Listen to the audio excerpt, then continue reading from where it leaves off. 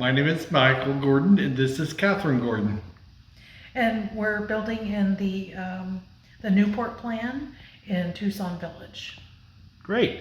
What has been the best part of your experience with home so far? I believe it's been the simplicity of being able to come over and step by step understand the process and be able to have information be provided to us so in a clear way so that we understand what we're going to be doing as we buy a home and build a home. Awesome, thank you. In your opinion, what sets Shaw apart from other builders?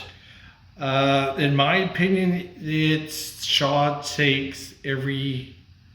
listens to us, to our details, what we like and what we don't like.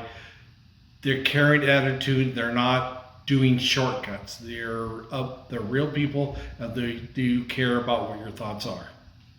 Great, appreciate that. What would you say to someone considering building with Shaw Homes? I would say come and visit and talk with a representative.